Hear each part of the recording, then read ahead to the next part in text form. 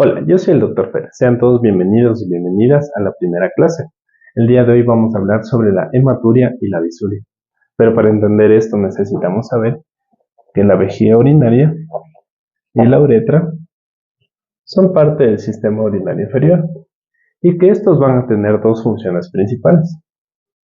La primera es de almacenamiento de la orina y la segunda de liberación de la orina.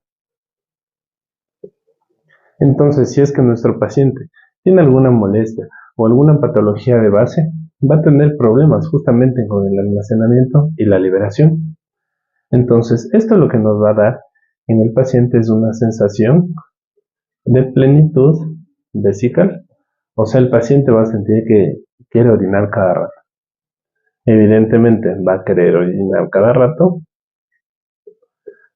Va a tener una sensación de dolor, malestar.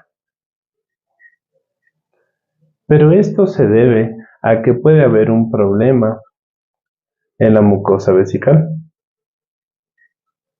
Si es que hay alguna laceración o algún tipo de inflamación, nos va a producir esto. Y adicional, nos va a producir un problema, como decíamos, en la liberación, ¿no es cierto? Pero el problema de la vejiga no puede ser solo en el tema estructural, sino también puede ser un problema en las terminaciones nerviosas, que me va a generar lo mismo, ¿ya? Entonces, para hablar nosotros de una forma correcta en cuanto a unos términos más específicos, vamos a hablar de un paciente con disuria,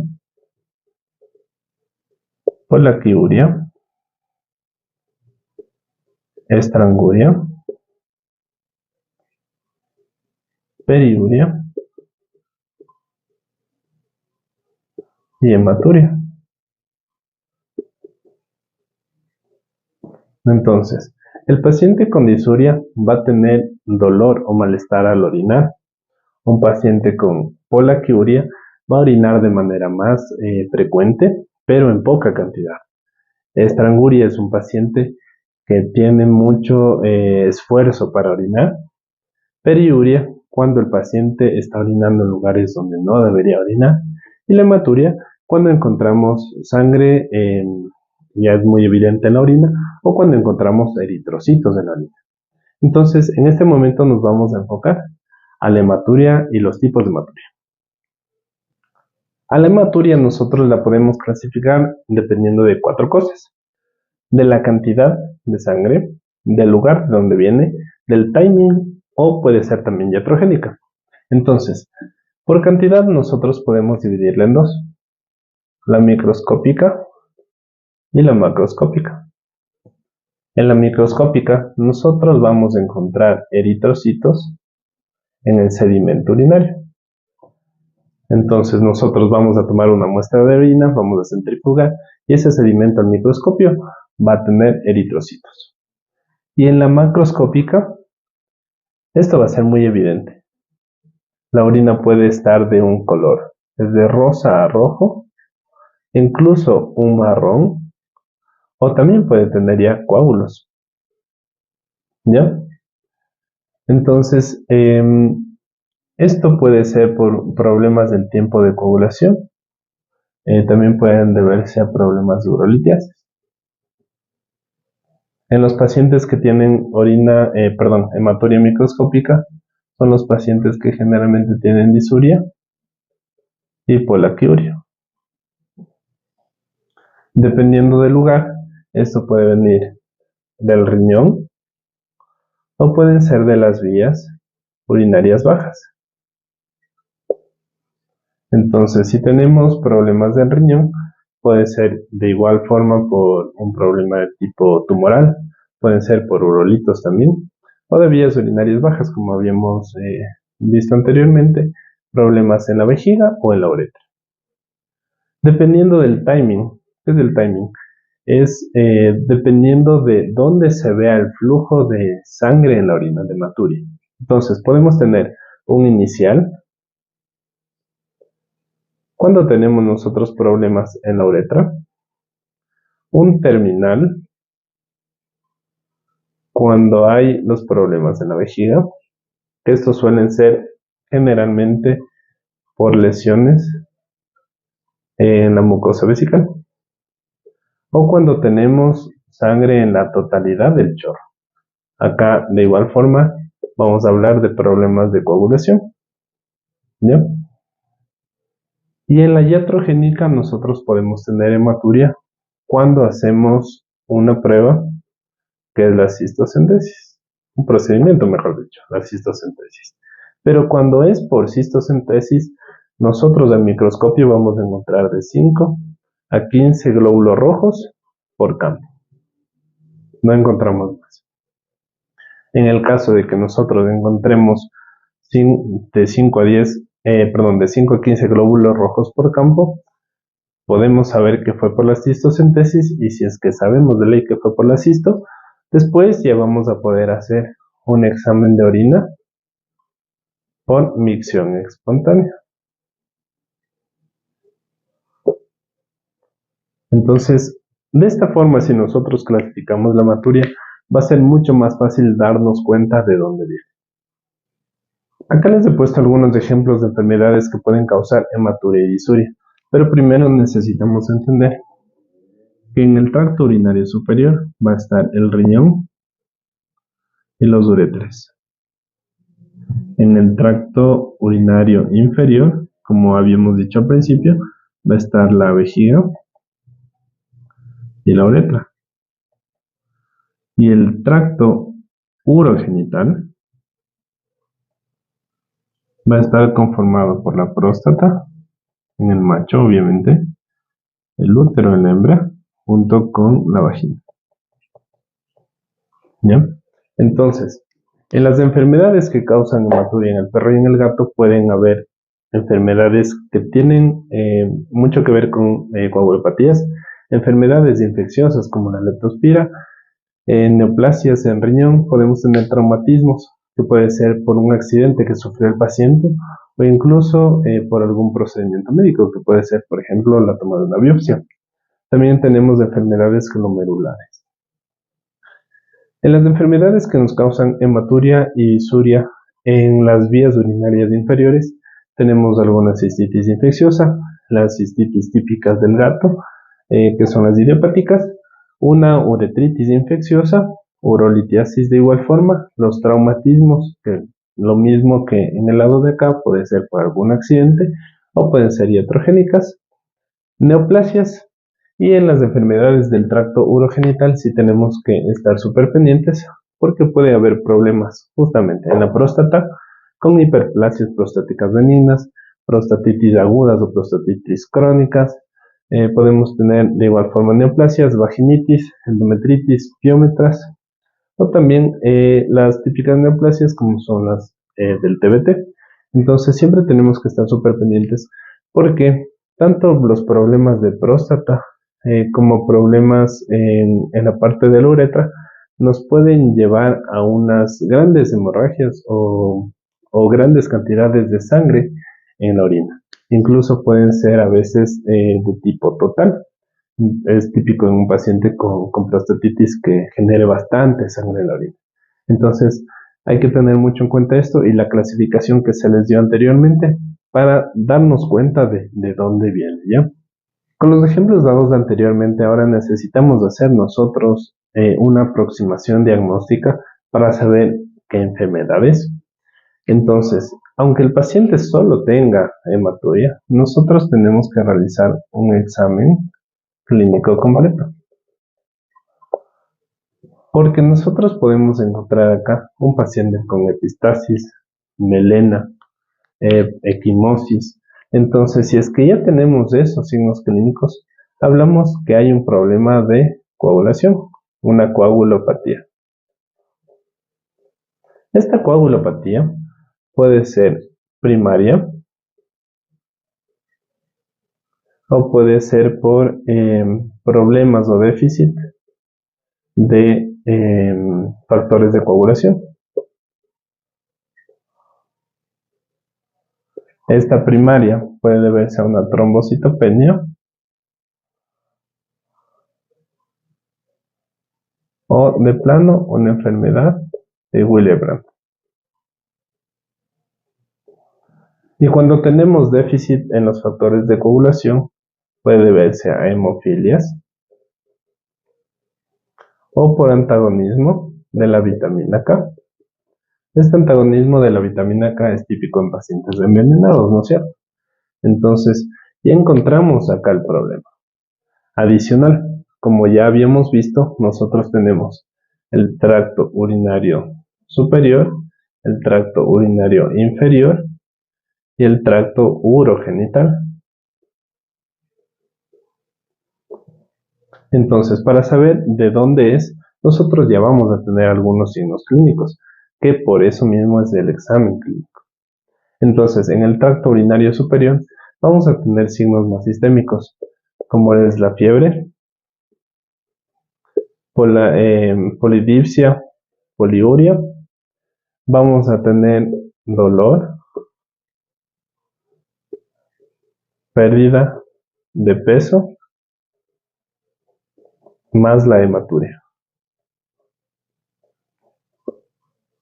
Cuando tenemos un problema en el tracto urinario inferior, generalmente tenemos un paciente con disuria, estranguria, puede igual ser polaquiuria, obviamente más la hematuria. Y cuando es en el tracto urogenital, que era próstata, útero, vagina, vamos a tener descargas sanguinolentas.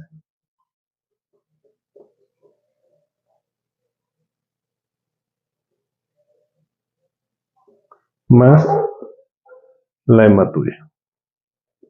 Entonces, si se dan cuenta, no es muy difícil saber de dónde viene el problema. Entonces, en resumidas cuentas, si en el examen clínico yo encuentro petequias, equimosis, melena, ya estamos hablando de un problema de coagulación. En los problemas de coagulación tenemos dos. La primaria por trombocitopenia o una enfermedad de Willebrand. Y cuando tenemos déficit de factores de coagulación puede ser por hemofilias o antagonistas de la vitamina K, como es el caso de envenenamientos.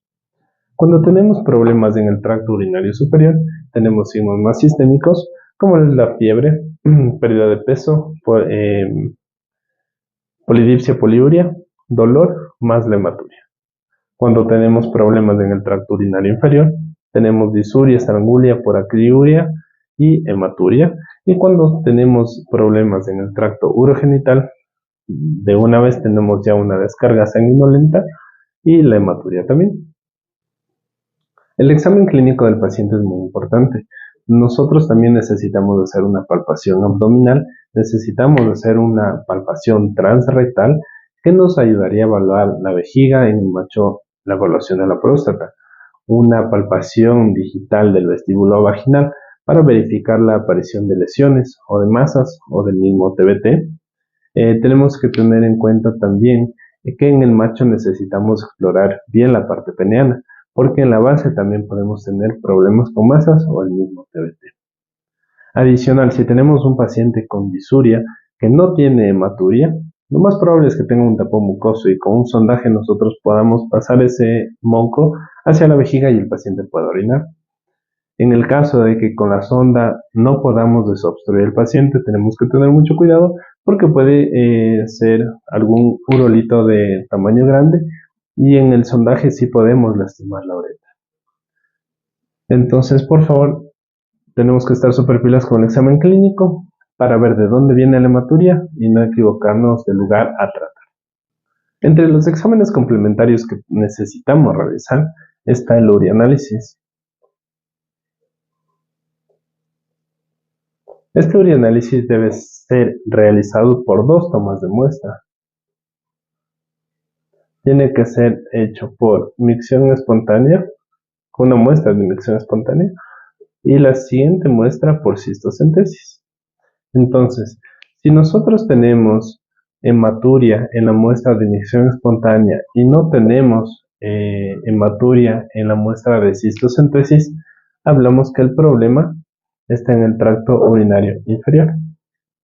Si es que nosotros encontramos en las dos muestras hematuria, hablamos de que el problema está en el tracto urinario superior. En la primera también puede ser el tracto urogenital, por si acaso.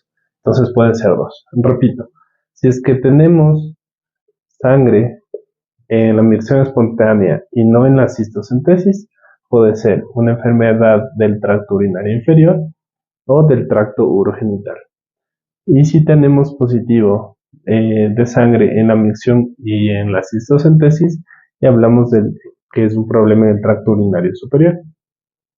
Entonces, este urianálisis, nosotros necesitamos hacer un cultivo, necesitamos hacer pruebas bioquímicas, una evaluación macroscópica y una evaluación microscópica. Si nosotros hacemos todo esto, vamos a tener tres posibilidades de que el problema sea de tipo inflamatorio, que el problema sea de tipo infeccioso o el problema sea neoplásico. Entonces, así con estas pruebas nosotros ya vamos a saber dónde está el problema. Entonces, si se dan cuenta, no es muy difícil la aproximación diagnóstica. Ahora, ¿qué consideración necesitamos con el urianálisis? Que las muestras obtenidas tienen que ser procesadas lo más rápido posible, porque si nosotros guardamos estas muestras, va a cambiar el pH, puede haber sedimento que no había antes, va a haber variación en la celularidad y también puede haber variación en los cristales obtenidos. Entonces necesitamos revisarlo lo antes posible.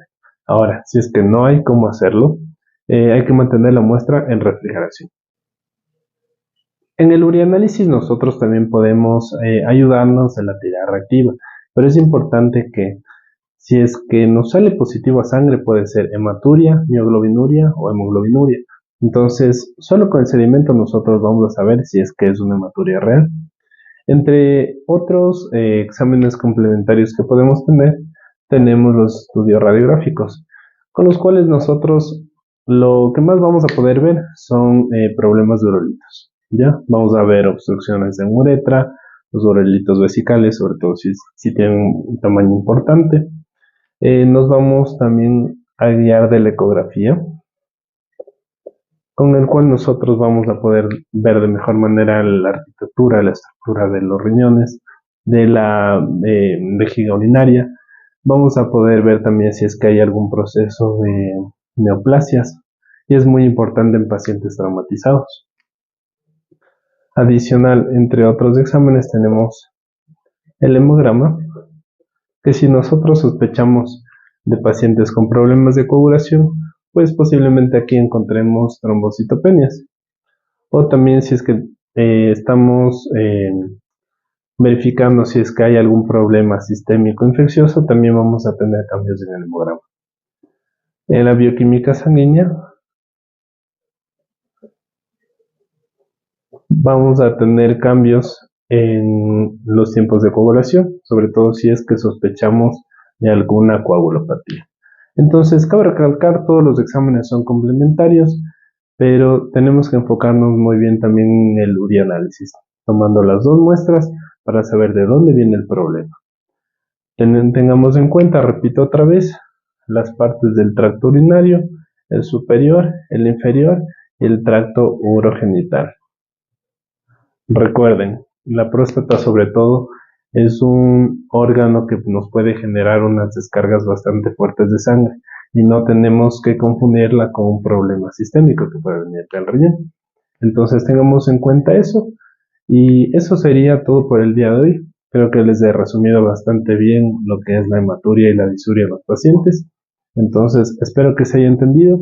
Si tienen algún comentario o alguna sugerencia para estas clases que vamos a seguir haciendo, pues pueden escribirnos en la parte de abajo. Si es que ustedes tienen algún tema del que quieren que yo les haga un resumen y les haga una clase mucho más fácil de entender, pueden colocarlo en los comentarios o por un mensaje directo. Vamos a estar subiendo esto en YouTube y en Instagram también. Espero que les haya servido, espero que les haya gustado y lo apliquen en sus trabajos, en la clínica, en el estudio. Nos vemos en la siguiente clase.